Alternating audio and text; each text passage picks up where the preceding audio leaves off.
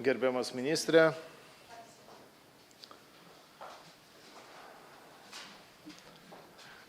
NATO prieš 5 metus priėmė labai svarbų ir savalaikį sprendimą įsteigti priešakinės daugianacionalinės kovinės grupės Baltijos šalyse ir Lenkijoje.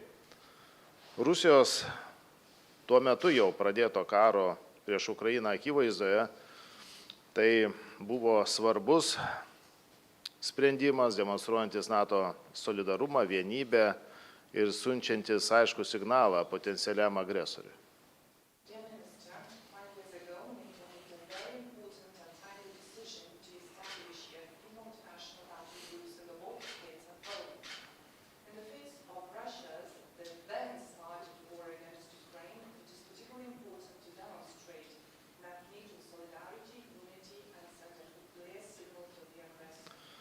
Lietuva turi ypatingą privilegiją priimti tokius puikius ir atsidavusius Liuksemburgo karius AFP batalione ir esame dėkingi už papildomus karius, kurie parodė, kad esant poreikiui pastiprinimas gali būti Lietuvoje dislokuotas operatyviai ir be abejo ir už tai, ir už visokeriopą Liuksemburgo pagalbą ir paramą Lietuvai esame labai dėkingi.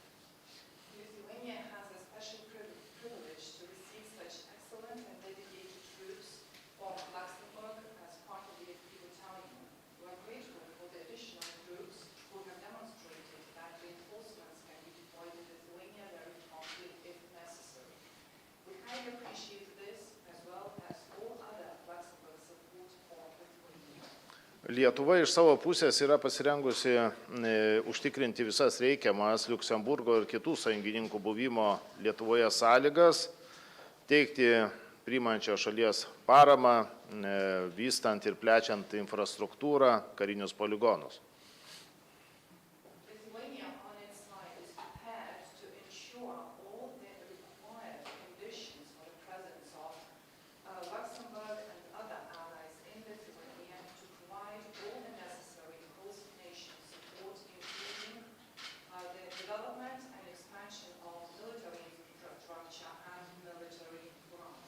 Bet Rusijos agresija prieš Ukrainą kardinaliai pakeitė regiono saugumo architektūrą ir tai turi būti lūžio taškas Rusijos keliamų grėsmių suvokime. Mes Rusiją matome kaip ilgalaikę saugumo grėsmę, kuri niekur nedings nepriklausomai nuo to, kaip pasibaigs karas Ukrainoje.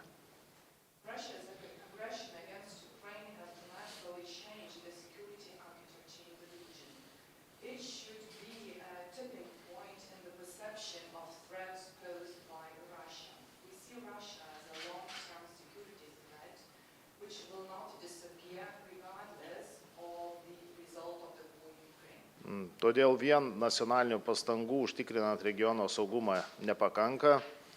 Artėjančiam Madrido viršūnių susitikime tikimės esminių sprendimų dėl NATO rytinės dalies gynybos sustiprinimo, tame tarpe ir dėl FP didinimo iki brigados dydžio vieneto, patikimos oro ir priešraketinės gynybos Baltijos valstybėse ir be abejonės privalome sutelkti jėgas, nors mūsų valstybės nėra didelės, bet jos NATO šalis, sutelkti jėgas siekiant bendrų tikslų. Dėkoju už buvimą čia, ginant alijanso principus, vertybės ir mūsų saugumą šiandien ir ateityje.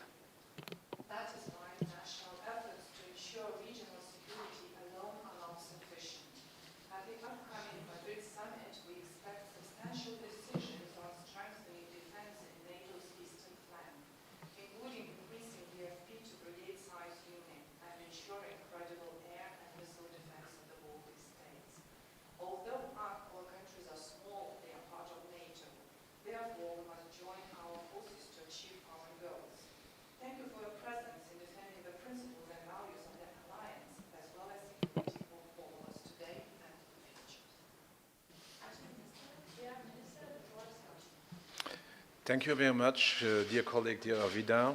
First of all, I want to thank you for your warm welcome that you offered us here in your country. And my presence here today is also an act of solidarity with you.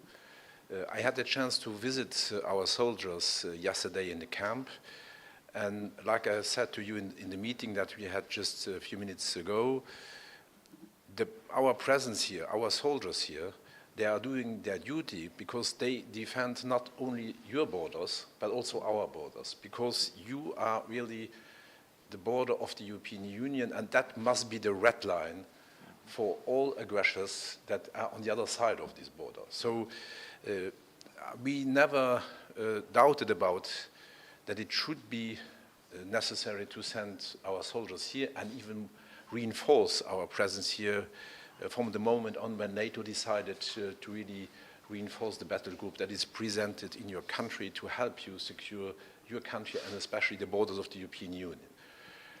So I think that we have, oh sorry, you must translate. Yeah.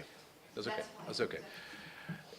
So I think that our collaboration is already on some point historical, and it should continue, because we see the Baltic countries as not only important parts to defend the European Union and to secure the European Union, but also as friends, and especially because you are a country that is from the size very similar to Luxembourg. You are bigger than Luxembourg, but you are also a small country, and I see it as our duty to help especially small countries. So that's why I offered you this morning to provide you with other help, especially in the cyber domain, in the space domain, where we can provide you with a lot of services that can be very useful to do your job here and prevent the conflicts and really stop it's right that the borders of the European Union stay secure. Like you said it already, the aggression of Russia against Ukraine is unacceptable, and we must do everything to stop this aggression and really to try to do everything that the ideas and the wishes of the Russian leaders, Mr. Putin and his government, will not be fulfilled. So Ukraine must stay a free country, and that's why we have to work to stop this aggression. So thanks again for our collaboration that we have, and our teams will stay in close contact in the next months to really deepen these contacts that we have. Thank you.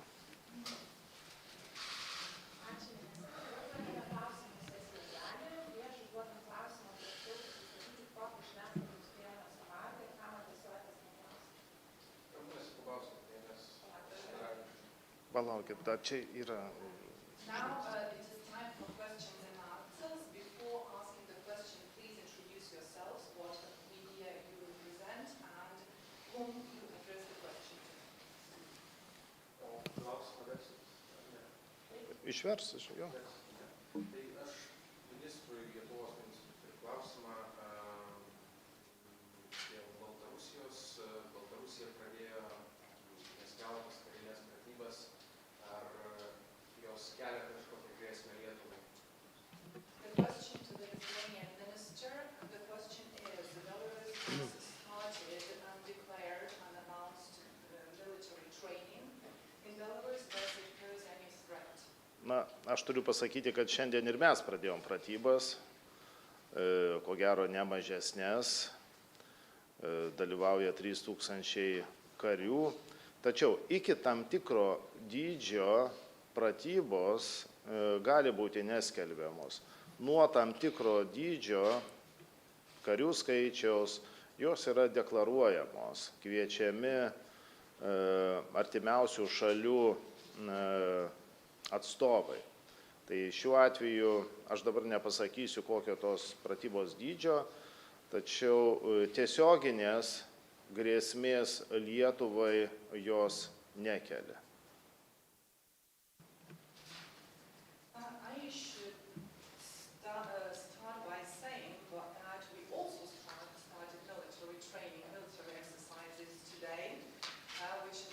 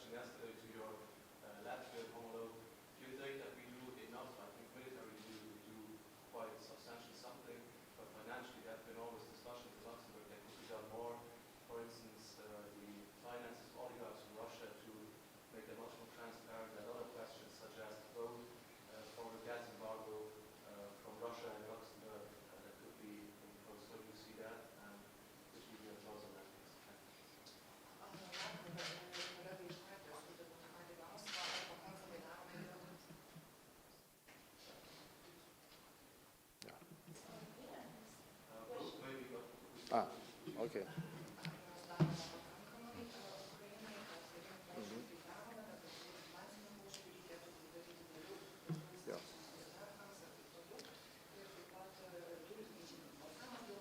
Supratau. Dėkui. Tai atsakysiu galbūt taip, ar pakankamai daroma. 6. sankcijų paketas išspręs tikrai nemažai dalykų, dėl kurių mes gal ir turėjome tam tikro nepasitenkinimo, nes netiesiogiai Rusija tebebuvo finansuojama per energetinius resursus. Tačiau priėmus 6. paketą per tam tikrą laiką to neliks. I should say that the 6th package of sanctions would resolve the issues which we were dissatisfied with previously, and we know that Russia was indirectly funded via energy sources, so the 6th package of sanctions should resolve the situation.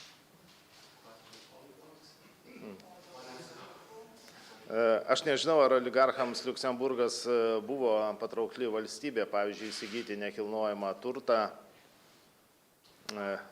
bet aš manau, kiekviena šalis gali padaryti ir daro, ieškodama to oligarchų turto.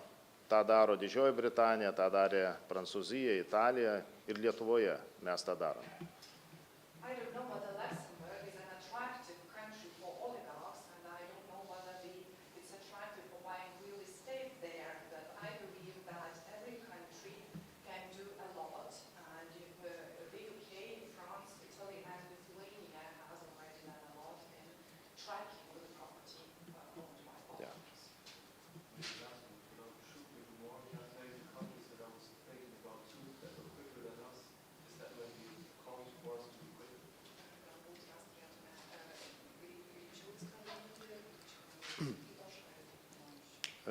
Na, greičiau.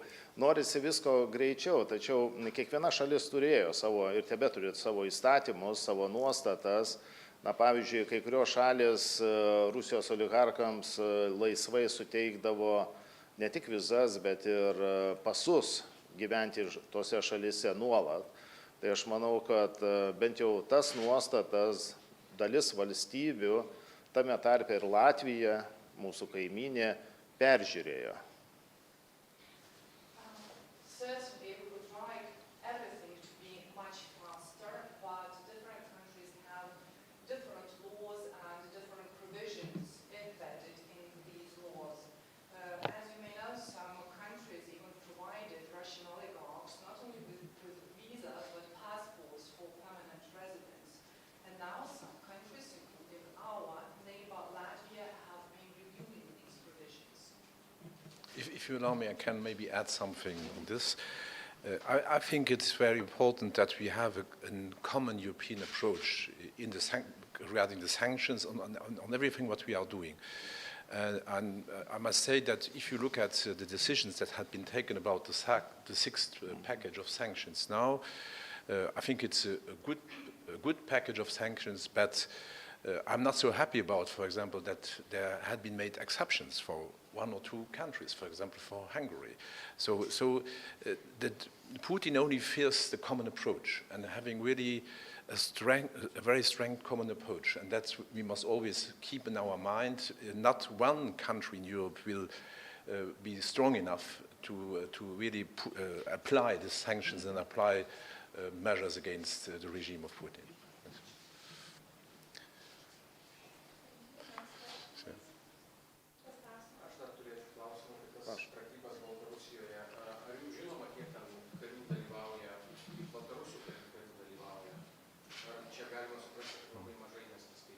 Ne, turiu pasakyti, kad pratybų apimties mes nežinome, nes tai nėra deklaruota kaip nors.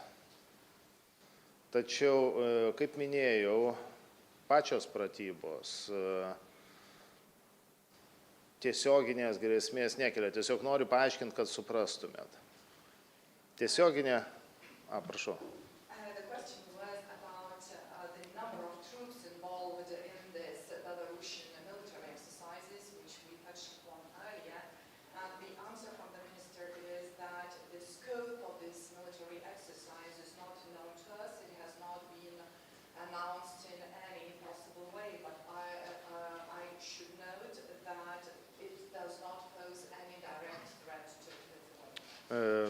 tiesioginę grėsmę kelia, ką mes matom ir Ukrainos atveju, kuomet pajėgos dislokuojamos pasienyje ir ne tik dislokuojamos, bet ir papildomos amunicija.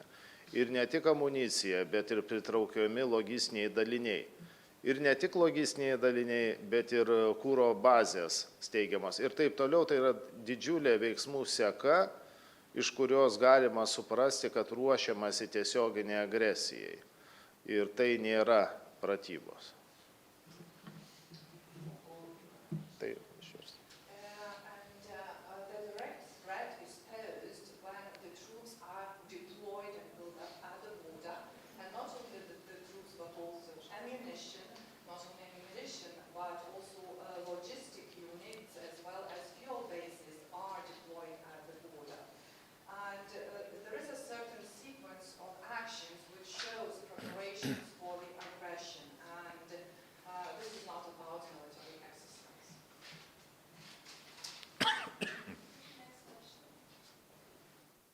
Viskas.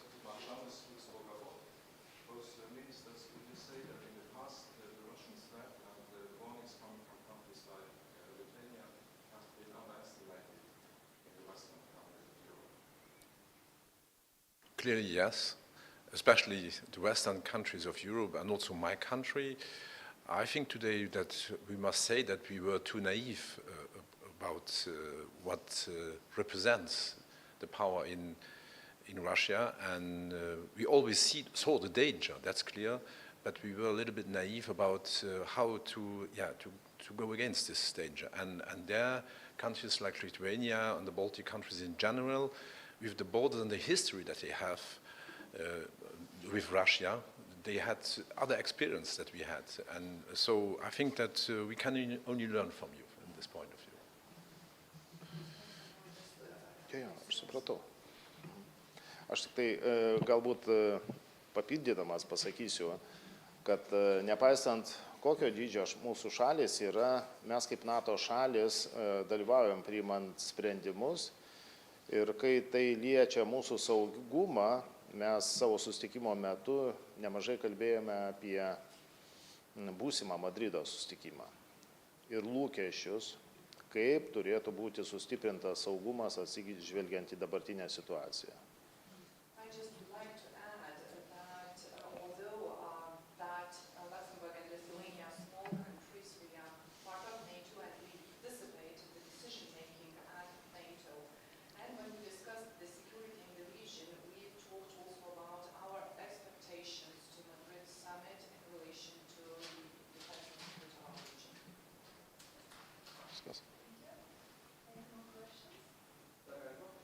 Prašom, paskutinį.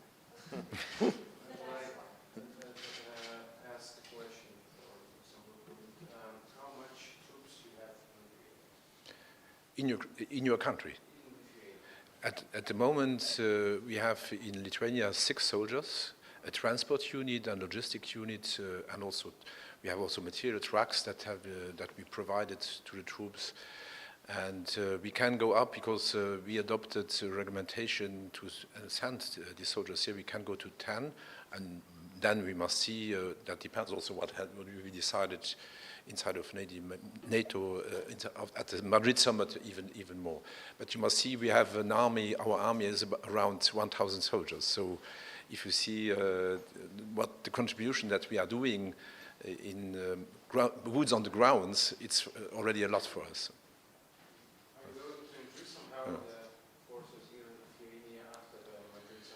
Sorry? Are you going to increase the forces? Yeah. Yeah, that depends a lot what will be decided in Madrid, because what is clear, I really support your minister and your government in direction that we have to protect more the eastern flank.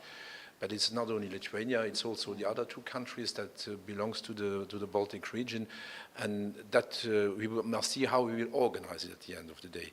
But it's important I think we should increase the presence here in the region, that's clear. Aš tik tai gal pridėsiu, kad Liuksemburgas yra ta šalis, kuri nuolat siunčia karius į FP batalioną nuo FP bataliono susikūrimo.